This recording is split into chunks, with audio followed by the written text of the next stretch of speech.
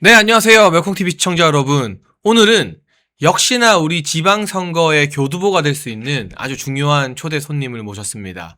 바로 경남 지역 최대 도시 창원시장 후보로 출사표를 던진 강기훈 전 의원님과 함께 해보겠습니다. 의원님 안녕하세요. 네, 안녕하십니까. 그러니까 일단 많은 분들이 창원시장이라고 하면 네. 감이 잘 안 올 수도 있는데 네, 창원이라는 지역을 지켜야만 우리가 경남지사도 지키고 네, 특히 이번에 경남지사는 그 드루킹 김경수가 나왔잖아요. 네. 드루킹이랑 작업했던. 네, 그 김경수를 거꾸로 때리는데 굉장한 상징성이 있는 건데 네, 김경수 잡으려면 창원을 잡아야 되는 거죠. 네. 그 배경을 짧게 한번 설명해 주시겠습니까? 네, 아무래도 창원은 이제 통합이 되어서 100만 도시거든요. 100만 도시. 그러니까 네. 이제 경상남도가 300만 중에 3분의 1을 차지하고 있고 네. 또 거기는 그 좀 어떻게 보면 화이트 칼라들이 좀 많이 있고 네. 또 노동자들이 많은 그런 어떤 정치를 리드하는 쪽이 많이 있습니다. 네. 그래서 그래서 창원의 바람이 전체 경남의 바람을 좌지우지하기 때문에 그게 중요하다는 생각이 들고요. 특히 창원에는 민주노총의 본산이고 그렇죠. 또 정교조의 본산이고 또 공무원 노조의 본산입니다. 그게 최초로 노동당 당수였던 권영길 의원이 거기서 또 아리를 틀었거든요. 그렇죠. 네. 그리고 이어서 노회찬 뭐 고인이 되셨습니다만은 노회찬 의원이 또 거기서 또 이제 그 의원으로 당선이 되기도 하는 네. 그런 곳이라 창원을 사실은 접근하지 않으면 경남도 어렵다 이런 생각이 들어서 제가 지금 열심히 지금 달려가고 있습니다. 네, 이번에 창원시장 예비후보로 등록하신 강기훈 전 의원님과 함께 이 창원이 얼마나 중요한지를 오늘 짚어보려고 하는데요. 그 전에 의원님, 네, 지금 열심히 현장을 뛰고 있는 후보로서 네, 우리 당에서 끊임없이 지도부를 흔들고 당의 내분이 일어나고 있는 현 상황 네. 좀 어떻게 보세요? 저는 후보들이 참 답답할 것 같거든요. 한마디로 참 안타깝습니다. 네. 저는 지금 후보로 등록한 입장에 있는 사람으로서는 더더욱이나 안타깝고 참 이 사태가 빨리 아무리야 우리가 6.3 지방선거에 그나마 그래도 국민들이 우리에게 또 애정을 주지 않을까 하는 생각으로 참 매우 안타깝게 바라보고 있습니다. 첫째는요. 지금 이러나 저러나 적진 분열을 해서는 안 되거든요. 그렇죠. 네. 지금 전쟁을 6월 3일 날 하자고 선포를 하고 있습니다. 네. 또 전선이 형성되어 있습니다. 어디가 적군이고 어디가 아군이랑 정해져 있습니다. 네. 이런 상태에서 우리가 서로가 총구를 아군끼리 서로 총구를 겨눈다는 것은 이것은 그야말로 싸우지 않고 어부지리로 저쪽에 넘겨주는 건 똑같은 거거든요. 맞아요. 그래서 선수 입장에서는 굉장히 안타깝습니다. 다른 건데 지금은 누가 옳고 그름을 따질 그런 계열이 없고 시간이 없습니다. 맞아요. 지금은 이러나 저러나 당대표 체제로 똘똘 뭉쳐서 우리가 나아가야 할 길이라고 저는 보고요. 조금 뭐 이런저런 이야기가 있더라도 자중하고 자해를 해야 됩니다. 당대표가 이 험난한 어려운 시점에 맡아서 또 국민들 당원들로부터 사랑을 받아서 당대표가 됐는데 지금 그 앞으로 결전을 앞두고 있는 장소를 두고 이렇쿵저렇쿵 이야기하는 것이 저는 한마디로 적절하지 않다. 예. 뭐 잘못이 있을 수 있습니다. 그러나 그런 것이 적군이 바라는 그런 프레임으로 갇히게 되면 더 큰 문제가 야기할 수 있습니다. 정말 충원하고 고언하고 싶은 내용이 있다면 정말 당당하게 당대표에 찾아가서 기속말로 하고 그렇죠. 또 당대표가 그걸 또 수용할 수 있는 그런 길을 열어주는 것이 맞지 그것을 마이크를 대고 언론을 통해서 이야기한다면 그게 과연 그게 진정성이 있을까? 저는 진정성이 의문이 있다 이런 생각이 듭니다. 그러니까 우리가 그런 말을 하죠. 전쟁을 앞두고 장수를 바꾸지 않는다. 네, 그렇습니다. 그리고 전시 상황에서는 지휘관이 장수가 앞으로 돌격했는데 지금 돌격 아닌 것 같은데요. 난 네. 지금 돌격 안 할랍니다. 네. 군법에 의하면 바로 직결 처형이에요. 그렇습니다. 그래서 무슨 전쟁을 하겠습니까? 이수진 장군도 옛날에 이게 죽었다고 이야기하지 마라 그랬지 않습니까? 네. 있는 거하고 없는 거는 천지 차이입니다. 맞아요. 예. 네. 그리고 절대 당원으로부터 사랑받은 사람을 이렇게 함부로 조금 기미에 맞지 않다고 해서 이러쿵저러쿵 하는 거는 그거는 당원으로서 적절한 은행이 아니다. 저는 이래 봐집니다. 예, 저희가 당내 현안과 관련된 이야기도요, 당에서 국회의원을 어려운 지역에서 2번이나 역임하신 강기훈 의원님과 함께 추후에 한 번 더 깊게 이야기 나눠보도록 하겠습니다. 먼저 시작은 이렇게 해볼게요. 사실 창원 지역에서는 강기훈 의원님을 모르는 사람이 없겠지만 전국의 시청자들에게 네. 강기훈 그는 누구인가? 네. 사실 19대 21대 국회의원 역임하시고 네. 윤석열 정부에는 남동발전이라는 중요한 이제 공기업 사장직까지 수행을 하셨는데 네. 나는 어떤 정치인이고 네. 특히 우리 시청자들 네. 이제 100만 책임당원이 궁금해하는 건 네. 나는 어떻게 민주당이나 저 좌파 진보당과 싸워왔는가 네. 거거든요. 네. 왜냐하면 국회의원 오래 했어도 민주당이랑 한 번도 안 싸우고 맨날 대표랑만 싸우는 인간들한테 신물이 나 있기 때문에 네. 강기훈은 어떤 사람이다라고 좀 소개를 부탁드려도 될까요? 네. 우선 멜콩 TV를 또 애청하시는 애청자 여러분, 그리고 특히 멜콩 TV는 우리 책임당원들께서 많이 또 애청하는 그런 TV라는 소리를 들었습니다. 맞습니다. 특히나 장현찬 우리 전 최고위원이 또 진행하고 있어서 또 말씀을 우리 장현찬 최고가 참 말씀을 잘 하시더라고요. 아이고야. 네. 그래서 저 어피하면 주눅이 들지 않을까 하는 걱정도 하고 있는데, 어떻든 멜콩 TV를 시청하시는 애청자 여러분, 또 당원동지 여러분, 예삐 봐주시고 오늘 끝까지 좋은 시간 함께 했으면 좋겠습니다. 방금 우리 장현찬 최고님 말씀처럼 저는 창원에서 태어나고 창원에서 초중고 대학을 나오고 또 거기서 LG전자 연구소에서 근무하다가 저 뜻이 있어서 조그만한 가맹업을 창업을 해서 네. 중견기업을 이뤘던 CEO 또 출신입니다. 창업가 출신이신 건데. 네, 그렇습니다. 네. 그래서 2002년도 저 나이 43세에 지방의원, 그러니까 또 경상남도 의원으로 출발해가지고 도의원 2분하고 국회의원 2분 하게 되는데요. 네. 2008년도에 제가 국회를 진출하게 됩니다. 네. 어려운 이제 경선을 뚫고 그때 권영길 노동당 그때 당수였죠. 네, 민주노동당. 예, 민주노동당 권영길 의원하고 제가 그 국회의원을 두고 그때가 아마 19대 같습니다. 네. 19대 때 이제 붙었는데 그때 제가 1900표 차로 졌습니다. 네. 그때 정말 뭐 여러 가지 이야기들이 그때 강규희가 민주노동당 권영길 의원을 꺾고 가면 자기 대통령감이다 이런 이야기가 나올 정도로 했는데, 아주 제가 여론조사에서 한 1% 정도 이기는 걸 나왔거든요. 그때 이제 우리 당에 이 당은 절대로 우리가 서로 분란이 일어나면 그렇죠. 반드시 이게 필패하더라고요. 제가 상경험을 한 사람으로서 그때 당시에 박근혜 우리 전 비대위원장께서 그때 네. 당시 비대위원장이 공천 파동이 그때 있었습니다. 네, 네. 국민도 쏟고 나도 쏟았다. 이러면서 이제 국민들이 등을 돌리기 시작합니다. 저는 그것을 그 현장에서 목도를 하고 엄청난 좌절감을 느꼈는데요.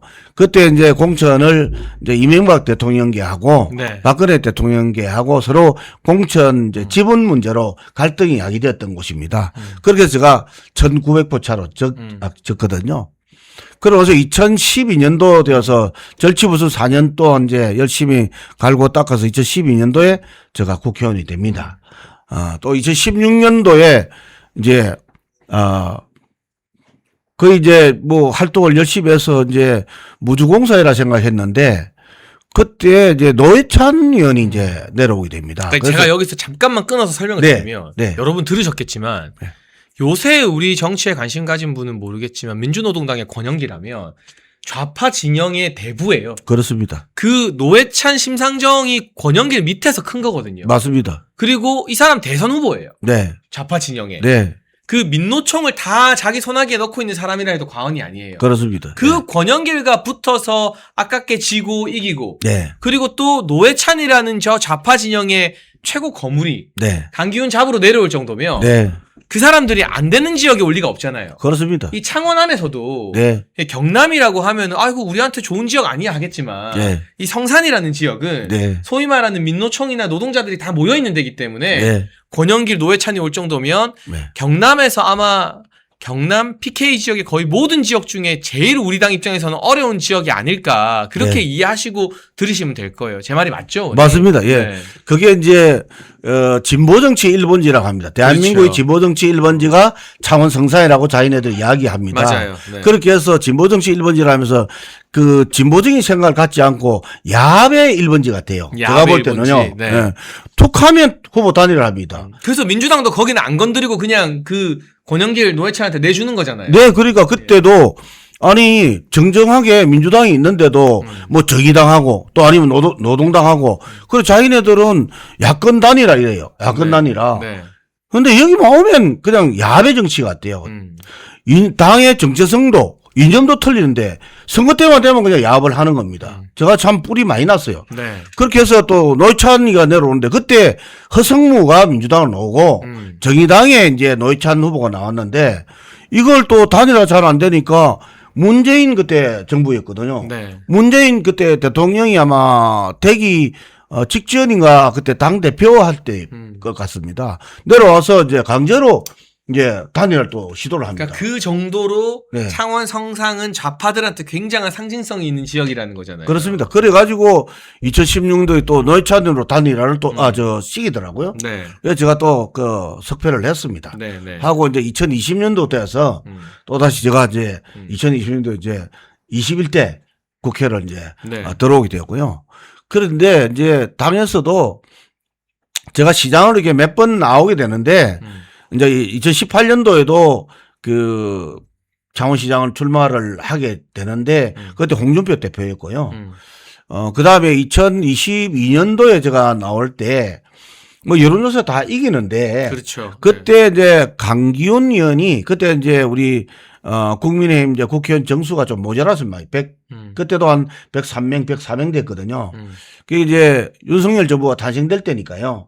탄생되고 나서니까 그래서 이제 강기훈 의원이 이제 빠지면 이제 이게 성산구는 무조건 다른 이제 노동당이나 정의당에 뺏기게 된다. 그래서 이제 강기훈 의원은 국회를 성산구를 지켜야 된다. 이렇게 해서 사실은 제가 막 포기를 한 상태랑 마찬가지였거든요. 네. 네. 그렇게 와서 지금 이제 홍남표 전 창원시장이 이제 여러 가지 선거법 관련해서 이렇게 불미스러운 사태가 벌어져서 지금까지 오고 있습니다. 그래서 그렇게 험난한 지역이고 창원에서 이기지 않으면 경상남도가 어려워지거든요. 그래서 앞으로 이와 같이 아주 거대한 그때 당시 좌파 진영과 싸움의 경험이 있는 사람이 이번에 나와야 창원을 다시 우리가 시장을 거머쥘 수가 있다. 창원시장을 거머쥘 때만이 경상남도 도지사도 순탄할 수가 있다. 그렇죠. 이런 생각에서 제가 총력을 기울여서 여기에 지금 창원시장에 도전하고 있습니다. 예, 그래서 다시 말씀드리지만 창원이라는 지역의 중요성은 경남에서 그 드루킹 바둑이 김경수가 되는 걸 막느냐 마느냐 그 교두보가 창원인 거고요. 네. 창원에서도 우리 강기훈 이제 시장 예비 후보가 의원직을 수행하면서 저 권영길 노회찬이랑 맞붙었던 성산이라는 지역은 가장 진보세, 네. 좌파들이 맨날 해먹는 네. 그런 곳이기 때문에 네. 거기서 우리가 최대한 표를 많이 가져와야 네. 창원 시장도 이기고 네. 경남지사 선거도 연달아서 이기게 된다는 거. 그렇습니다. 그래서 제가 지금 현재까지도 여의도연구원 부원장이기 때문에 특정 후보를 공개적으로 지지하거나 말거나 할 수는 없지만 성산에서 표를 많이 가져올 수 있는 후보가 누구냐. 네. 그게 굉장히 중요한 포인트인 것 같아요. 네. 지금은 뭐 당의 어떤 분위기나 또 집권하고 있는 민주당 또 뭐 어떻든 민주당이 지금 집권하고 있지 않습니까? 네. 여러 가지 이제 뭐 관을 동원할 수 있거나 여러 가지 이제 이게 싸움에 있어서는 우리가 불리한 상태거든요. 막 꼼수를 쓰고 돈을 풀고 뭐 이 대통령이 돌아다니면서 이재명이가 가만히 있어라 하겠죠. 선심공략하고 네. 뭐 다 하지 않겠습니까? 이런 상태에서 정말 이게 그동안 싸움으로 이렇게 좀 맷집이 단단하고 경험이 있는 사람이 가서 정말 해야 된다는 거고요. 특히 저는 제가 거기서 성산구라는 곳이 뭐 이게 마창진 합해가지고 창원 통합특례시가 됐는데 특례시는 이제 5개 구가 있거든요. 네. 그 중에 유일하게 성산구만 옛날에 박정희 대통령이 이제 창구가 사업단지를 조성할 때 거기가 집단이 성산구에 다 있습니다. 네. 공장이. 그러다 보니까 팔도에서 이제 그런 이제 우리 그 근로자들이 몰려왔거든요. 네. 그래서 성산구는 근로자 중심 도시입니다, 사실은요. 그러다 보니까 팔도에서 오다 보니까 좀 이제 성산구가 정체성도 없고, 외부에서 유입된 인구들이 많거든요. 다양한 색깔이 있습니다. 그러다 보니 진보적인 색깔이 좀 많이 있고요. 그런 데서 제가 이제 왔는데, 거기서 제가 가까스로 이렇게 뭐 되기도 하고 안 되기도 했다는 것은 굉장히 선전한 겁니다. 그렇죠. 이게 아니면 이게 만방으로 이렇게 저런 곳이거든요. 이제 거기를 기초를 갖고 있기 때문에 그게 성산구만 조금 이렇게 5대5 개념이 있으면 나머지 4개 선거구는 굉장히 보수색이 강합니다. 네. 예, 그러면 거기는 뭐 조직력을 동원해서 하게 되면 충분히 이제 성산이 있거든요. 그리고 특히 저는 초중고 대학 또 거기서 LG전자에 근무를 하다가 또 기업을 해서 거기서 줄곧 생활했기 때문에 학연, 지연, 헬연 뭐 어차피 선거는 뭐 그게 좀 뭐 여러 가지 병폐가 있겠지만 모든 걸 다 땡겨서 이겨야 되는 거잖아요. 그렇습니다. 그래서 조직을 충분히 동원할 수 있고 조직을 통해서 선거를 하지 않으면 이번 선거는 어떻게 당내 분위기나 여러 가지 보면 이 분위기로 가지고 바람으로 이길 수 있는 선거는 아니다. 그렇다면 조직적인 선거를 하려 그러면 그와 같은 집안이 있어야만 이 선거가 가능하다. 이런 측면에서 제가 뭐 다른 타 후보들도 훌륭한 후보들이 많이 나와 있습니다만은 그래도 경험이 가지고 있고 또 그런 어떤 조직 선거를 대항할 수 있는 그런 힘 있는 사람이라야 이 창원을 거머쥐고 또 경남을 또 우리 뺏기지 않을 수 있는 그런 토양이 되지 않을까 이런 생각하고 열심히 따라요. 네, 여러분 제가 알기 쉽게 그 서울로 한번 예를 들어서 설명을 해드리면 예. 서울에 우리 국민의힘 후보가 당선되려면 어디가 중요하냐? 강북이랑 강서에서 표를 많이 가져와야 되거든요. 예, 그렇습니다. 예. 왜냐하면 강남 3구는 우리가 강해요.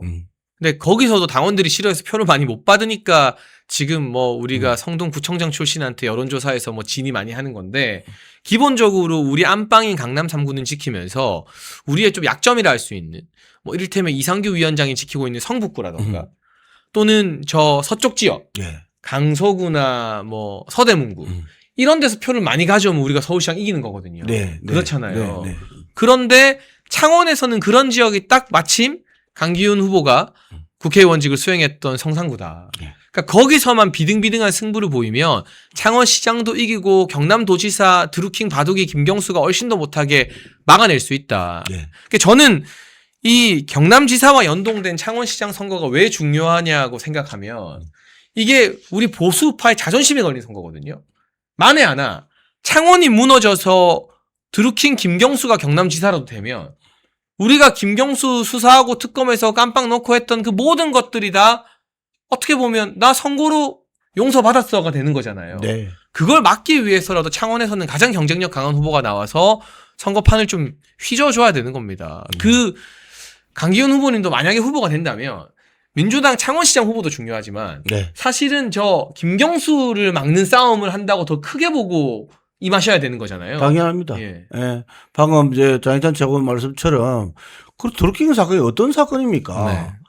일종의 지금 뭐 선거를 완전히 이게 조작한 거나 마찬가지 정도로 굉장히 큰 사건인데 그걸 지금 이제 사면됐다고 해서 제가 매내진 건 아니거든요. 그렇죠. 네. 그런 사람을 후보로 냈다는 것 자체가 경남의 자존심에 심대한 영향을 미쳤다 이 생각이 들고요. 아마 이번에 경남 도민들은 그렇게 용서치 않을 겁니다. 그리고 우리 지금 현재 후보로 나와 있는 우리 지금 현재 하고 있는 박한수 도지사가 또 잘하고 있거든요. 네, 네. 뭐 나중에 뭐 우리 또 후보 또 뭐 나와 있습니다만은 뭐 경쟁을 해서 결정이 되겠지만 지금까지 도지사 박한수 도지사가 잘 도정을 이끌어 왔기 때문에 도민들은 변화 없을 거라 저는 생각이 듭니다. 단 지금 여러 가지 이제 당내 문제나 이런 것 때문에 뭐 자중질환을 야기시키는 우리 스스로도 그런 게 있지만 민주당은 어떻든 우리 당이 자중질환이 일어나서 스스로 자멸하도록 만드는 유인책을 많이 쓰고 있습니다. 이간질을 막 하겠죠. 예, 그래서 우리 당원들 특히 우리 뭐 국회의원들이나 이 지도부 있는 분들은 뭐 장동희 대표 체제로 똘똘 좀 뭉쳐주십사 하는 간절한 바람을 저는 말씀드리고 싶습니다. 누가 옳고 그름을 제가 이야기하고 싶지 않습니다. 지금은 전쟁을 지금 이제 날짜를 두고 전쟁을 하고 있는 상태에서 이게 장수를 바꾸거나 장수를 또 엄연을 하거나 장수를 질타를 한다는 것은 그것은 자멸의 길이다. 이 점을 꼭 말씀드리고 우리가 지금 자중자애하고 어떻든 당대표 체제를 중심으로 해서 이번 선거를 잘 이겨내고 나서 또 새로운 당 쇄신을 그때 이야기 한번 해봅시다. 그렇게 하는 것이 우리 당원들로서 가져야 할 도리고 또 국민들 최소한 우리 당을 또 사랑하고 애정을 갖고 있는 사람들은 그렇게 해주기를 간절히 바라고 있습니다. 제가 선거하면서 느끼는 것은 네. 야, 좀 싸우지 마라. 그만 좀 싸우라는 이야기 많이 들으시죠? 정말 그리고 우리가 중도층을 뭐 흡수하기 위해서 어떤 모습을 보여야 된다는데 저는 중도층에 있는 사람들도 우리 당이 이렇게 서로가 총질하는 당 내분을 싸우고 있는 이 문제에 아마 그 고개를 돌리는 내용이지 중도층이 뭘 요구를 하는 바가 있는 것이 아니라 너가 제발로 싸우지 마라. 이게 메시지입니다. 그렇죠. 그래서 우리 저 핵심 당직자나 또 중도층에 있는 분들도 야, 이번에는 아이고 행정부, 입법부, 사법까지 다 장악 다 안 했습니까? 맞아요. 이제 남은 거는 아주 얄팡한 이제 지방 권력 남았는데요. 이마저도 줘버리 보면 완전히 일당 독재에다가 이재명 독재가 되지 않겠습니까? 네. 그래서 지금 이번 6.3 지방선거는 그래도 보수의 불씨를 살려줘야 됩니다. 네. 저렇게 저는 호소하려고 합니다. 어차피 새는 양날개로 날아가는데 뭐 한쪽만 가져가 되지 않지 않습니까? 그래도 조그만한 불씨라도 남겨서 좌우가 뭐 균형은 맞춰라고 하고 싶지 않습니다만은 지금 세계의 권력을 사법, 입법, 행정을 다 가져갔지 않습니까? 네. 지금 남은 그래도 지방 권력 조금이라도 불씨를 남겨서 우리 보수가 재건할 수 있도록 힘을 좀 주십사 하는 그런 바람을 제가 많이 이야기하고 있습니다. 그런 차원에서 우리 시청자 여러분들이나 당원 동지 여러분 정말 우리 6.3 지방선거를 통해서 보수가 다시 재건할 수 있도록 힘을 결집하고 당원들 스스로 간에 이렇게 화합하고 단합하는 마음을 꼭 좀 가져주십사 하는 부탁이고요. 특히 지도부 또 이렇게 국회의원님들 또 리더층에 있는 분들이 솔선수범해서 당 화합을 위해서 노력을 해 주십사 하는 부탁을 꼭 좀 드리고 싶습니다. 네, 지금 우리가 분열하면 제일 좋아할 거 민주당이고 소위 그렇습니다. 중도라고 하는 정치에 평소에 관심이 없는 분들은 좋든 싫든 집안 싸움하는 걸 보기 싫다는 거예요. 그렇습니다. 그만 좀 싸우라는 거예요. 예. 근데, 다른 이유가 없습니다. 근데 선거 전에 당원들이 뽑은 대표 무시하면서 이게 맞다 저게 맞다 할 게 아니라 일단 선거는 하나로 똘똘 뭉쳐서 치르고 나서 그렇습니다. 그 다음에야 우리 시간이 좀 있을 때 네. 어떤 방향으로 갈까? 네. 뭐가 맞냐? 네. 누가 옳았다 틀렸다는 그건 그때 가서 논의해야죠. 당연합니다. 선거 백서 같은 거 쓰면서. 네. 그거를 선거 전에 하는 정당이 어디 있습니까? 저는 이번에 우리도 창원시장 후보가 한 9명 정도 나와 있거든요. 네.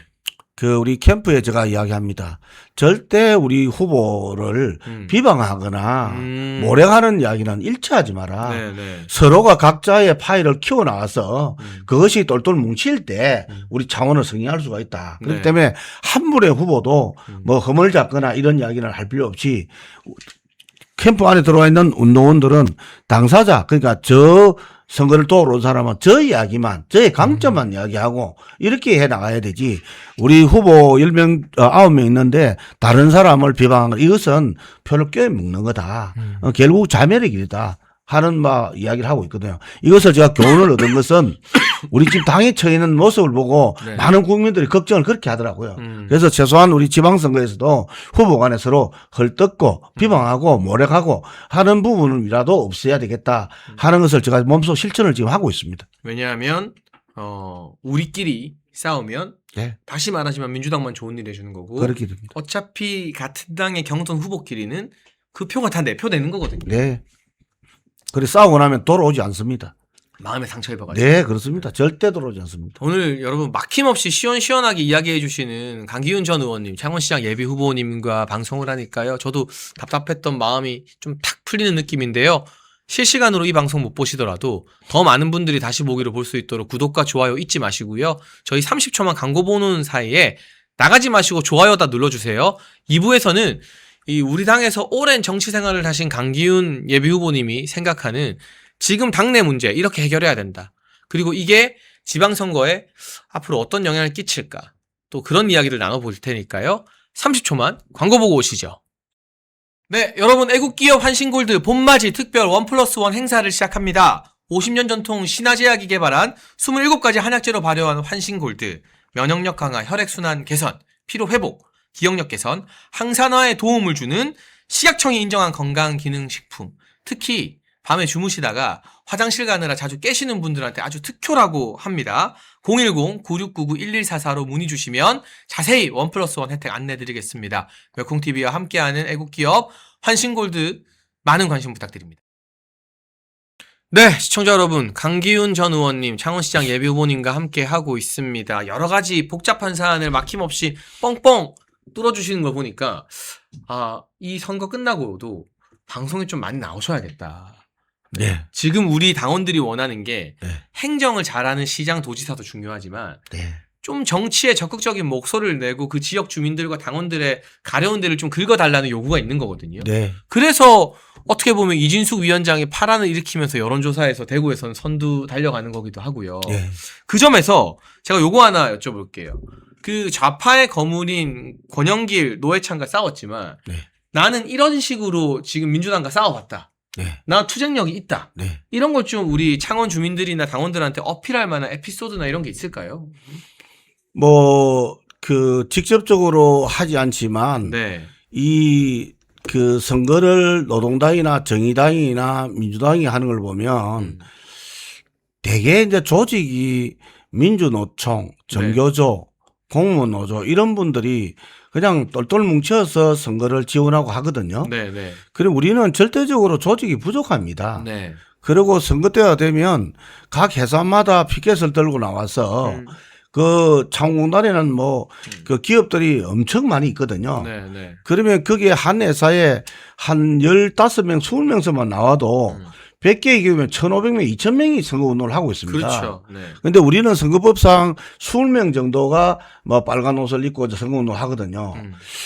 거리마다, 골목마다 노조원들이 나와서 이제 노조위원장 지시하에 각 섹터를 정해가지고 나오기도 하고요. 네. 또 각 회사마다 이제 하기 때문에 선거운동이 절대로 부족합니다. 네. 그런 걸 보면 어찌 보면 그분들은 이게 선거운동을 이게 위장을 해서 이게 잘 하더라고요. 근데 우리는 잘 못하거든요. 네. 그래서 참 이게 보수가 이게 선거를 할 때는 그런 이제 좌파 진영이 많은 좌쪽의 성향이 많은 곳에서는 선거하기가 엄청 힘듭니다. 왜냐하면 그런 사람들 볼 때 왜 강기훈 후보는 사람이 선거운동 지원하는 사람이 없느냐, 이 새가 약하냐, 이런 게 많이 있거든요. 그래서 그럴 때마다 참 고통스럽습니다. 만에 하나 잘못 쓰다가 이게 그렇다고 유급사후를 쓸 수가 없거든요. 그렇죠. 그러면 안 되죠. 예, 그걸 또 유인하기도 합니다. 근데 그런 상태에서 이게 싸울 때 저는 이게 하면서 나름대로 학연 지원 회의를 많이 찾았습니다. 그래서 우리 유권자 중에 과연 이분은 어떠한 성향이고 어떤 분하고 가깝고 하는 어떤 성향 분석 정도를 죄송한 표현입니다. 다 파악해서 그렇게 아주 조직적으로 대항하지 않으면 제가 국회의원 하기 어려웠을 겁니다. 네. 예. 그런 선거를 제가 통해서 왔습니다. 왔고, 이번에 제가 이제 선거를 하면서 좀 강조하고 싶은 거는요. 지금 제가 21대 국회 하면서 178명 정도 되는 그런, 민주당의 국회의원 수를 가지고 입법부를 그냥 독점하다시피 했거든요. 그때 입법 독주가 아실는 모르지만 감사원법 같은 거. 감사원법은 행정부 수반이 감사를 할 수가 있는데 감사를 하려 그러면 국회의 동의를 받아야 된다 하는 정도로 그러니까 행정부를 지금 그냥 국회가 장하고자 하는 뜻이 감사원법입니다. 감사원법 냈죠. 그다음에 특검법도 또 그냥 통과시켰어요. 특검법은 특검을 자기네들이 우리 당이 추천하지 못하고 저가 다 추천하겠다는 법이 특검법입니다. 그 다음에 노란봉투법 아시잖아요. 네. 노란봉투법을 또 그냥 해서 앞으로 회사에서 파업을 해서 기물을 파손하거나 재물을 손괴하거나 이렇게 해서 회사에 피해를 줬으면 손해배상을 못하게 하는 법입니다. 네. 그거는 무법천지를 만들어도 이제 죄를 물리지 않겠다는 똑같거든요. 그렇죠. 그러면 기업하기가 어려워집니다. 맞아요. 네. 결국 국민들은 좋은 일자리, 이게 사실은 우리가 국민들이 적바라는 거거든요. 네. 그럼 기업이 일하기 좋도록 하고 노동자들이 처우야 당연히 잘해야 되지만 이걸 자기 마음에 안 들면 파업을 해버리고 뭐 공장을 수도해버리고 이렇게 하더라도 아무 죄를 물리지 못한다면 앞으로 기업할 사람 있겠습니까? 이렇게 노란봉투를 만들었고요. 지금 제가 22대 와서 지금 보니까 어제 아래 보니까 또 그 사법 3법인가요? 네. 사법 3법 보면 또 이것도 또 희한한 법입니다. 법 왜곡죄?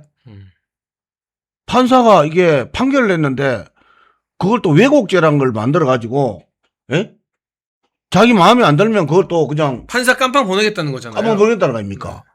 아, 이거 우리나라 3심제를 쓰고 있는데 또 그 다음에 4심제 그 뭐 헌소법인가요? 네, 헌법재판소한테 가는 거. 헌법재판소 또 한 번 더 한다는 이거는 내가 가만히 생각해 거기다가 대법원 수를 지금 이제 14명인데 12명을 더 늘리가 26명 하겠다는 거 아닙니까? 맞아요. 그러면 이게 이재명 대통령이 26명 중에 22명을 자기가 임명할 수 있어요? 그럼 모든 것을 대법원도 자기 수족에 있는 대법관을 다 임명해가지고 자기가 지금 이제 그 기소가 5개 돼 있지 않습니까? 그거 다 풀어버리겠다는 거죠. 네. 참, 이거는 완전히 이제 법 체계가 민주주의 법이 아니라 이거는 일당 독재법 자기 마음대로 하는 법입니다. 그렇죠. 네. 그걸 만들겠다는 거 아닙니까? 이런 승국을 보고 이번에 최소한도 우리 국민의힘 지방선거에 조금이라도 이 권력을 한쪽에 다 줘서는 안 된다. 지방 권력이라도 조금 줘서 보수의 불씨를 살리지 않으면 이 나라가 완전히 이게 엉망으로 된다. 이 말씀을 저는 꼭 드리고 선거를 해야 되겠다. 이 각오를 가지고 국민들한테 계속 제가 알리려고 지금 하고 있습니다. 그러니까 보니까 이재명이 성남시장 할 때 보면 네. 그냥 일개 시장이었는데 기초자치구에 네. 사사건건 정책 가지고 보수 정권이랑 대립을 했거든요. 네. 그러면서 몸집을 키운 거잖아요. 네. 그래서 경기도지사 먹고 당대표 먹고 저 대통령까지 하고 있는 건데 네. 우리 당원들과 지지자들 또 주민들이 바라는 것도 뭐 강기훈 후보님이 좋은 결과를 얻어서 예를 들어 창원시장이 됐다고 가정하면 창원은 그 공단이 있고 노동자들이 많으니까 네. 노란봉투법으로 인한 빌미로 인한 쟁의가 굉장히 많이 생길 수 있어요. 네. 그때 시장이 나서서 딱 칼같이 선을 그으면서 정부가 법 잘못 만들어서 이렇게 됐다. 이렇게 정책 가지고 정말 민주당과 이재명과 싸우는 모습을 아마 많은 시민과 당원분들이 바랄 것 같아요. 네. 그거는 시장도 도지사도 할 수 있는 일이잖아요. 그런 투쟁은. 사실. 네, 그렇죠. 뭐 지역에 먹고 사는 게 제일 중요하고 지방자치단체장은 뭐 정당 정치보다는 민생하고 직결돼 있거든요. 그 결국 그것이 일자리가 없어지고 파업을 통해서 또 기업의 그 생산이 중단되면 따라서 그 지역 경제는 피폐해지기 마련이 아니겠습니까? 네. 그럼 자동적으로 소상공인 자영업자들 모든 사람이 어려움에 처할 텐데 그것을 지자체장이 그만두고 있을 수는 없는 거 아니겠습니까? 그럼 그런 정책적인 민생적인 걸로 정부가 잘못하고 있다라고 꾸짖으면 되는 거잖아요. 당연히. 그런데 이제 그런 부분들은 제가 발벗고 나설 겁니다. 그건 뭐 어떤 난이 있더라도 네. 노조를 설득해서라도 제가 반드시 화합적으로 갈 거라고 저는 생각을 하고 있고요. 제가 남동발전에 그 사장을 하면서 우리 공공기관 331개 중에 네. 제가 그 A등급 1등급 받았거든요. 1등을 할 정도로 경영을 했는데 거기에는 뒷받침된 게 노사합입니다. 노사화. 예. 임단협에서 노조가 91.6% 찬성인 게 처음입니다. 제가 이번에 가서 노사 임단협 하면서 91.6%를 얻었습니다. 왜냐하면 노와 사가 대표간에 만나서 임단협 결과물을 가지고 조합원들에게 이게 평가를 받거든요. 찬성하느냐 마느냐 일부러 보는데 그 91.6%면요. 이거는 아마 유례가 없을 겁니다. 이런 저력을 가지고 저는 반드시 자원에 있는 뭐 노조 대표들하고도 민주노총하고도 한국노총하고 만나서 이것은 이렇게 해서는 안 된다. 만약 이렇게 우리 자원시가 어려워진다면 노조도 양보할 건 해야 되고 아무리 법이 노란봉투법이 있다 하더라도 이것은 너무 강한 것은 좀 조정해서 이런 것을 완화해야 된다 하는 것을 강력하게 주장하고 만들어 나갈 것이고요. 이 법을 만드는 사람들이 뭐 지금은 뭐 어제 보니까 뭐 그 법 왜곡죄인가 헌소법 이거 또 다시 판결이 30 났는데 또 헌법재판소 또 지금 그 행위 있더라고요. 네. 이게 법을 만들면 소급 입법이 또 어디 있습니까? 소급 입법까지 하더라고요. 이게 좀 있죠. 지금은 우리 국민들에게 사법 3법을 잘 지금 아주 이해를 100% 못하고 있습니다. 사실은. 이게 얼마나 심각한 건지. 아니, 그렇습니다. 이거는 민주주의 자체를 파괴하는 법이고요. 이거는 상권 분립이라는 자체를 완전히 이 사법부를 완전히 장악해서 입법 장악했죠. 행정 장악했죠. 사법 장악했죠. 다 장악한 거 아닙니까? 그걸 법대로 하면 되는데 이 법을 또 왜곡해서 무슨 법 왜곡죄를 만들어가지고 판사가 판결을 자기 마음에 안 들면 그걸 또 감옥에 보내겠다는 거. 그 다음에 대법원 수를 갖다가 26명 늘리겠다는 것은 자기가 임명하는 사람이 22명이 늘어납니다. 그러면 22명이 늘어서 대법원을 전부 다 자기 입맛에 맞는 사람을 다 해서 판결이나 모든 것을 자기 이 집권 여당의 입맛에 맞는 판결을 하도록 유도하는 거 아니겠습니까? 네. 거기에다가 또 3심에서 만약에 문제된 거는 헌법 소원을 해가지고 다시 또 판결한다는 건 이거는 어찌 보면요. 국민 여러분 아셔야 될 게 이제 돈 없는 사람은 이게 이게 게임도 못 해봅니다. 그러니까 저는 답답한 게요. 네. 이런 법이 통과돼서 돈 없는 사람은 계속 고통받고 그렇습니다. 돈 있는 사람은 변호사 써서 재판을 막 10년, 막 15년 끌 수 있는 거잖아요. 네. 근데 우리 당이 네. 이 문제만 가지고 똘똘 뭉쳐서 이 잘못된 법을 물고 뜯어도 지방선거에서 엄청 좋은 포인트가 될 텐데 문제는 저렇게 독주하면서 이상한 법 만드는 민주당이야 원래 그런 인간들이라 치고 국민의힘이 대여투쟁 안 하고 딴짓거리 하고 있느라 이런 이슈들을 놓치고 있다는 게 문제 아닙니까? 그러니까 지금 이제 원내대표가 그제 어렵사리 장동혁 대표도 이제 인정하여서 그렇게 총의를 모아서 결의문도 만들고 정당에서 결의문을 네. 했으면 이제는 모든 것이 하나 되길 바라고요. 좀 고만해야죠 이제는 그렇죠. 그렇습니다. 지금 방금 이야기했던 사법 3법 이렇게 아주 악법을 만들고 있는 이기에 올인해야 되고 이재명 정부가 잘못하고 있는 부분들 민주당이 지금 이제 독주하고 여러 가지를 그냥 자기 마음대로 하고 있는 이 부분을 계속 국민들에게 알리는 작업에 우리가 충실할 때만이 그렇죠. 우리가 6.3 지방선거에 그나마 희망을 찾을 수가 있습니다. 네. 그거를 누구한테 탓한다고 해서 그 사람이 만약에 없어진다고 장희찬 최고가 만약에 없어진다고 해서 만약에 우리가 접근할 수 있다면 그렇죠. 그럼 저 사라지죠 기쁜 마음으로. 예. 하겠죠. 예. 그거 아니라니까요. 예. 그거는 민주당이 갖고 있는 프레임입니다. 또다시 요구하고 하게 되면 그 프레임에 우리가 빨리 들어가기 때문에 지금은 민주당이 실정하고 있는 부분에 신랄하게 국민들에게 알리고 그것이 잘못되어 있다는 것을 알림으로써 반사 이걸 우리가 통해서 이 6.3 지방선거의 불씨를 살려나가는 일에 우리가 매진해야 되지. 지금 공격하고 할 게 적진이 잘못하고 있는 것을 저게 자멸할 수 있는 길을 계속적으로 우리가 이게 국민들 알리고 하는 일을 해야 되는데 우리 간에 이렇게 하는 것은 이거는 국민들이 바라지도 않고요. 당원들도 바라는 사항 아닙니다. 이게 잘못 알고 있습니다. 저는 여론조사를 어디서 하는지 모르겠지만 많은 사람들이 이야기합니다. 아니 근데 장희찬 대표를 장동혁 대표를 좋아하는 사람도 있고 한동훈 대표를 좋아하는 사람도 있고 또 유승민 대표를 좋아하는 사람도 있고 다 있습니다. 근데 그분들은 그렇게 할 수 있는데 전체적으로 봤을 때 그것이 통합하기 위해서는 좋다고 하는 사람을 좋게 지지하는 건 좋은데 지금 이 상황에서는 장동혁을 좋아하는 사람, 한동훈 대표를 좋아하는 사람, 또 유승민을 좋아하는 사람, 또 나경원 의원을 좋아하는 사람 이제는 모든 사람들이 그 대표를 피하라는 걸 떠나서 이제 하나로 모으는 데 힘을 모아야 됩니다. 예? 그리고 지금 대표는 장동혁 대표니까요. 그렇습니다. 그러니까 네. 지금 대표 체제로 뭉쳐서 하고 난 다음에 그 다음에 또 대표들 간에 또 선의의 경쟁할 때가 오면 그때 하면 되는 거죠. 그렇죠. 전당대회 때 나와서 하면 되는 거잖아요. 지금은 아마 당원들이 이렇게 생각할 겁니다. 이번 6.3 앞두고 얼마나 우리 당원을 위해서 열정적으로 하는가 이걸 나중에 평가하지 않을까 저는 그렇게 생각합니다. 근데 지금 이 시국에 자기 정치 때문에 대표 흔들고 우리 당 선거에 방해하고 막 이러면 그거 다 나중에 평가로 돌아오지 않습니까, 의원님? 그렇습니다. 그래서 지금은 공격 포인트를 이제는 민주당이나 집권 여당을 정부를 상대로 해서 지금 잘 못하고 있는 것을 공격해야 되는 것이지 우리 당을 하는 것은 조금 부족한 게 있다 하더라도 이해와 포용을 가지고 지금 이제 적진하고 싸우려고 하고 있는 판에 우리 간의 자존심이 일어나는 것은 어떤 이유로든 자제를 해야 되고 그것은 방향을 돌려야 됩니다. 아니, 생각났으니까 요걸 하나 여쭤볼게요. 지금 의원님께서 국회에 있을 때 보건복지 간사셨잖아요. 네. 그때 문재인 정부 코로나 백신의 문제점 같은 걸 많이 지적하셨는데 네. 지금 보니까 그 백신에 어마어마한 오염이 있었고 네. 백신 맞고 원인 불명으로 돌아가신 희생자분들도 정말 많은데 네. 이 문제점이 속속 드러나는데 문재인이고 정은경이고 제대로 된 사과를 안 하거든요.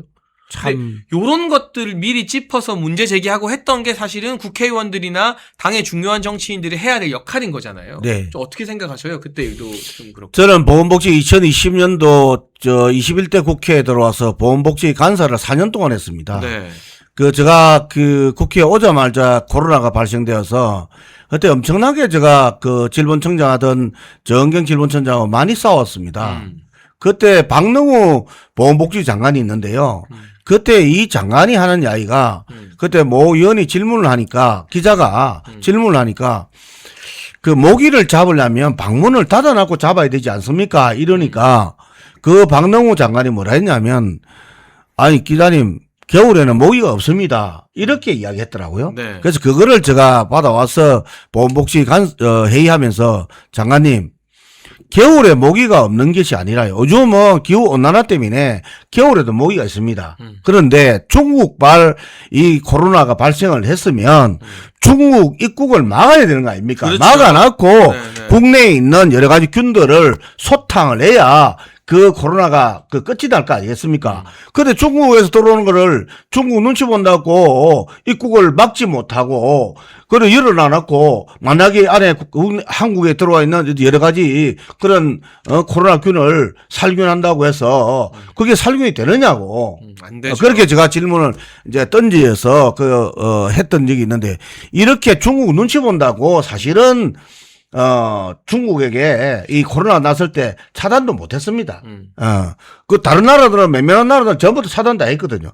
그런 상태에서 이게 백신이 이제 문제가 생겼는데 제가 그때 모더나, 아스트라제네카 이런 이제 백신들이 나왔는데 백신은 이게 RNA 방식으로 백신을 개발한 게 처음입니다. 전 세계적으로. 네. 이게 대개 백신은 10년 정도 임상을 거치고 여러 가지를 과정을 거쳐야 이제 국민들에게 안전하게 맞힐 수가 있거든요. 네. 독감 백신도 마찬가지입니다. 그렇게 왔는데 이 RNA 방식으로 해서 급조한 거거든요. 네. 급조하다 보니까 임상을 1, 2, 3, 4을 했다 하더라도 그것이 완벽하지 못할 거 아니겠습니까? 그러니까 후유증이 많이 생기는 겁니다. 어떤 병이 생길지도 모르는 상태입니다. 그런데 하물며 운송 과정에 이것은 철두철미하게 냉동돼야 됩니다. 그게 아마 그때 50도, 마이너스 50도, 70도 이 정도로 냉동 운송을 해야 되는데 그냥 이게 박스카 차량에다 그냥 박스에다가 담아가지고 운송을 했습니다. 그래서 오염되고 변질되는 그렇습니다. 거죠. 네. 그걸 그때 지적했는데 이제서 그 문제가 불거지는 거 아니겠습니까? 그래서 제가 그때 당시에 계속 지적해 왔고요. 그 다음에 백신에 대해서 이게 백신 나오고 나서 후유증으로 해서 사망하는 사람이 참 많이 늘었거든요. 근데 이게 내가 백신 피해 조사 특별법에서 조사 특별위원회를 구성하자. 5.18도 나중에 하고 나서 조사를 다 하는데 이게 억울하게 죽은 사람들을 인과성을 의사로부터 병원으로부터 인과성을 받아오라는데 인과성이 방금 제가 말씀드렸듯이 백신이 나온 지가 얼마 안 되고 RNA 방식으로 나온 백신은 어떻게 보정하고 검증한 기간이 절대적으로 필요합니다. 10년 정도. 네, 근데 네. 그런 것을 하지 않은 상태에서 오다 보니까 이게 인과성을 의사가 인과성을 확인하기 어렵습니다. 그렇죠. 네. 근데 멀쩡히 고등학교 3학년 학생이 백신 맞으러 백신 맞고 집에 와서 그 다음날 죽었어요. 아휴. 그러면 이거를 인과성을 확보하니까 갈랑방하고 정우군 같은 경우는 하나 인정을 해줬어요. 네. 근데 나머지 심장이 이제 멎어서 이제 돌아왔다는 거예요. 근데 나머지 거는 인과성을 인정하는 게 아무것도 없습니다. 네. 근데 우리 모르게 죽었어요. 그러면 제가 최소한대로 그분들은 우리가 인후 보증도 할 수가 있다. 그러면 학교에 등교하는데 그동안 문제가 없었나? 그리고 집에서 병원 간 이력이 있느냐? 없다. 그럼 여러 가지 인후 보증을 통해서라도 그분이 억울하게 죽음이 없어야 된다는 조사를 할 필요가 있다. 이 말씀을 저 드렸거든요. 네, 네. 근데 가만히 있던 학생이 그 다음날 돌아왔는데 알아보니까 밥 잘 먹고 저녁에 잘 자고 매일 이렇게 활동적으로 뛰다니고 한 학생이 백신을 안 맞고 와서 죽었는데 어느 부모가 가만히 있겠습니까? 그렇죠. 근데 그거를 의사가 인과성을 확인하기 어려우니까 이런 여러 가지 문제로 해서 억울한 지금이라도 저는 백신 피해 조사 특별위원회를 만들어서 특별부를 만들어서 반드시 그런 억울한 죽음이 있었던 것을 구제해야 된다고 생각하고요. 다음에 우리 정부가 나서거나 우리가 국민의힘 정부가 탄생되면 반드시 저는 거기에 들어가서 그 일을 좀 하고 싶습니다. 그러니까 제가 그 서울시 앞에 지나다니면 네. 거기에 있습니다. 또 백신 피해자분들 네. 천막 치고 유족들 기리고 하는 게 네. 있거든요. 네. 참 마음이 아파요. 그렇습니다. 그런 부분을 먼저 문재인 정부 때 지적하셨던 게 우리 강기훈 의원님이고 그렇습니다. 그게 지금 시간이 지나니까 진실이 밝혀져서 어쨌든 1,000몇백만 회분이 오염됐었다. 예. 라는 결과까지 나왔는데 이거를 우리가 당내 다툼한다고 어물쩍 넘어갈 게 아니라 민주당 같았으면 예. TF 만들고 아이, 그럼요. 이거 특검하자고 하고 네. 최소한 국정조사하고 난리가 났을 거거든요. 네. 우리도 좀 그렇게 끈질기게 한두 번 이야기하고 끝나는 게 아니라 문제가 불거진 걸 끈질기게 물고 늘어지면서 싸워야 한다라는 생각이 좀 많이 드는 것 같습니다. 그게 덧붙이면 그때 K방역 자랑을 참만 했습니다. 네. K방역이 세계적으로 최고 좋다. 그때 K방역이 제가 요약해보면 나가지 마라. 집에 있어라. 둘이 이상 모이지 마라. 저녁 먹지 마라. 같이 먹지 마라. 근데 이거는 국민들은 그러면서 이제 재난지원금 해가지고 뭐 당무위 주듯이 조금 이렇게 했거든요. 네. 이 국민들은 일상을 빨리 돌려줘야 되거든요. 그렇죠. 그걸 바라는 건데 그렇게 억제했거든요. 그리고 국가가 관리하는 그 교정시설에서 1,000명이 수용돼 있는데 800명이 확진이 됐어요. 네. 그래서 살리더라고 창문을 그냥 손수건을 넣으면서 살도록 외쳤어요. 그래서 제가 물었어요. K방역의 K방역을 누가 장명했느냐 하니까 장관도 모르고 아무도 몰라요. 그러면서 언론을 통해서 K방역 잘한다고 하는데 K방역 실체가 없어요. K방역 찐 사람 노래. 그래서 내가 K방역 K가 국민들이 킬 방역이라 한다더라. 죽어나간다. 국민은 죽이는 방역이라 하더라. 이랬더니 저를 그냥 정치 탄압을 한 거예요. 그래서 제가 참 이 자리에서 말씀드리겠지만 제가 그렇게 우리 국민들 건강을 위해서 질병청에 이렇게 하면 안 된다 하는 것을 제가 줄기차게 주장했고 그래서 이 백신 그나마 백신을 와서 조기에 이게 이 확진을 막을 수 있는 길을 여는 것이 그때 당시 백신도요 다른 나라들은 입도 선명하는데 우리는 예산도 편성 안 했습니다. 맞아요. 그거 기다리고 있으면 된다 뭐 이런 식으로 그래서 안 되는 예 거죠. 그래서 내가 당초에서 편성 안 된 거를 제가 구천인가 편성을 했습니다. 그 아주 그냥 정부가 뭘 어떤 의미를 갖고 하는지 모르지만 그때 제가 좀 지적을 신랄하게 비판했죠. 정총리를 상대해서 긴급 해란 질문도 하고 하면서 좀 따가웠던가 봐요. 그러니까 저를 그냥 핍박을 하더라고요. 지금 말씀하시니까 K방역이 킬방역이냐 이 문구가 딱 기억이 나네요. 제가 했습니다. 근데 돌아보면 문재인 정부가 자랑했던 코로나 방역이 얼마나 말도 안 되는 수준 낮은 것이었는지가 네. 이제 하나둘 드러나고 그래서 여러분 잘 싸우는 사람 투쟁력이 있는 사람 그 당시 또 언론은 킬방역 가지고 뭐 막말이니 뭐니 막 했겠지만 네, 네. 결국 돌아보면 맞잖아요. 그렇습니다. 결국 돌아보면 틀린 말이 아니었잖아요. 그렇게 이 좌파들의 전곡을 콕콕 찌를 수 있는 사람이 국회의원이 되고 시장이 되고 도지사가 돼야 국민의힘이 오합지졸이 아니라 제대로 싸우는 야당으로 다시 정권을 가져올 수 있을 거라는 생각이 듭니다. 오늘 강기훈 창원시장 예비후보님과 다양한 현안 이야기를 쭉 해봤는데요. 마지막으로 네. 국민의힘이 네. 어떤 정당이 되어야 되느냐 네. 그리고 창원에서부터 우리가 어떤 모습으로 어떻게 싸워야만 이 지방선거와 앞으로의 총선 대선을 이길 수 있을 것인지 시청자분들께 쭉 정리하는 말씀을 한번 부탁드리겠습니다. 저는 우리 보수는 보수다워야지 생각합니다. 보수는 네. 현 시대에 맞게 나라를 걱정하고 국민의 안녕을 도모하기 위해서 어떤 자리에서나 최선을 다하고 국가, 민족을 위해서 헌신봉사한 조직이 보수입니다. 한마디로. 이 위기에 대한민국을 지키기 위해서는 보수가 없으면 저는 이 나라가 건재할 수 없다고 생각합니다. 지금 조금 여러 가지 우리 스스로가 이게 자중자애해야 할 시점에 왔다고 봅니다. 뭐 서로 간에 잘못도 있으리라 봅니다. 과거 없는 현재가 없고 현재 없는 미래가 있겠습니까?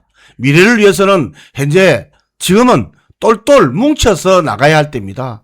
지금 좌파 정부가 들어서서 지금 모든 것을 자기 독재를 그야말로 자기 편리에 맞도록 나라가 엉망되던 자기 안위를 위해서 자기 보신을 위해서 법도 바꾸고 다 하고 있지 않습니까? 이걸 그대로 두고 볼 수 있습니까? 이제는 우리 간에 서로 총질을 이제 거두시고, 지금 현재 정부가 잘 못하고 있는 것, 민주당이 독주하고 있는 것, 이런 걸 신랄하게 국민들에게 알리는데 매진해야만 지방선거에 그나마 조금이라도 불씨를 살릴 수 있다, 이런 생각이 듭니다. 멜콩TV를 시청하시는 시청자 여러분, 그리고 책임다원 여러분, 어떻든 우리가 하나 됩시다. 하나 되고, 저도 잘못이 있고, 다 조금씩 잘못이 다 있을 거로 저는 봐집니다. 지금은 잘못을 덜추되기보다는 스스로가 반성할 기라고 저는 봅니다. 저도 반성의 토대 위에서 내일의 씨앗을 뿌리는데, 내일의 씨앗을 이렇게 뿌리는 곳에 제가 열과 성을 다하고자 합니다. 지금 창원시장 나온 것도 내일의 우리 보수의 싹을 또 키우고 또 큰 고목을 만들기 위한 초석이 이번 6.3 지방선거라 생각합니다. 창원 어렵습니다. 책임나온 여러분, 우리 창원에 많이 응원해서 창원이 우리가 시장을 만들어야 도지사도 만들 수가 있습니다. 그나마 우리 경상남도와 경상북도 이 두 축이 없으면 보수의 뿌리입니다. 뿌리가 지금 흔들리고 있습니다. 지켜주시고요. 멜콩TV를 애청하시는 애청자 여러분, 꼭 한번 우리 경남 창원 성산구 창원 꼭 시장 도지사 될 수 있도록 좀 많이 좀 도와주시기 바랍니다. 특별히 저 강기훈이 많이 사랑해 주시면 우리 애국 보수 우파 여러분들에게 큰 힘이 되고 나라와 국민을 위해서 헌신 봉사하는 일에 열과성을 다하도록 하겠습니다. 많이 좀 도와주시기 바랍니다. 네, 여러분 잘 아시겠지만 제가 멸콩TV의 특별 초대 손님을 아무나 부르지 않습니다. 투쟁력이 검증된 분들, 제가 인정할 정도로 민주당과 좌파들과 치열하게 잘 싸운 분들만 손님으로 모신다는 거 알고 계시죠?